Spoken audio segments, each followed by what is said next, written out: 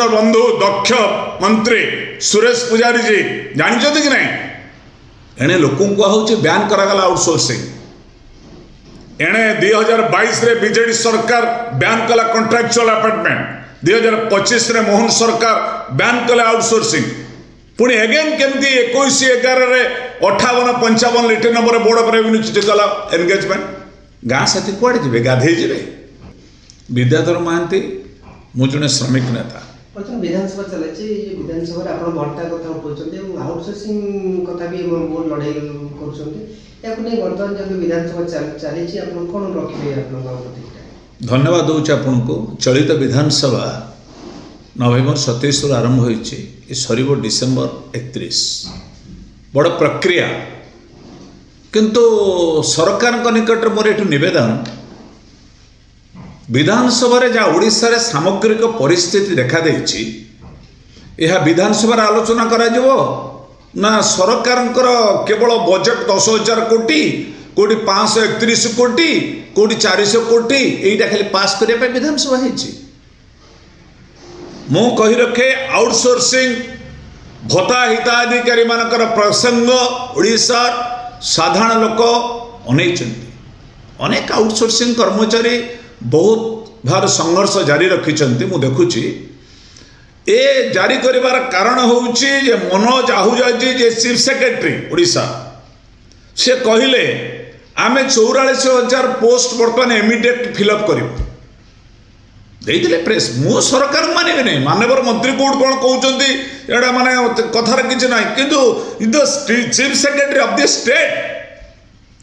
August 31 तारिख रे पूर्णांग आम सर्टलिस्टेड हम आम करके एनगेज करूँ सारीदेमु है अगस्ट 31 है ताले केते दिन अपेक्षा करवा किंतु एइटी कहबी जेतबेले सरकार या कहउचंती जाजपुर पूर्वतन दक्ष जिलापाल महोदय बर्तमान board of revenue IGR inspector general for registration department P Anusha Reddy महोदय गत किछि दिन तले 21 तारिख रे देइचंती जे पियोन पोस्ट क्रिएट करा जिवो सब पंचायत रे केमती हला आउटसोर्सिंग पुणी एंगेजमेंट हले केमती से लेटर नंबर देइचन 21/11 रे करचंती 5855 रे एवं तारीख 21/11 रे सरकारी भाव में एक नोटिस करचंती बोर्ड ऑफ रेवेन्यू केमती हला जानिछन माननीय मुख्यमंत्री समर जानते कि नहीं माननीय रेवेन्यू मिनिस्टर राजस्व मिनिस्टर बंधु दक्ष मंत्री सुरेश पुजारी जी जानते कि नहीं एणे लोक कहुचे बैन करागला आउटसोर्सिंग एणे 2022 रे बीजेडी सरकार बैन कला कॉन्ट्रैक्चुअल अपॉइंटमेंट 2025 रे मोहन सरकार बैन कले आउटसोर्सिंग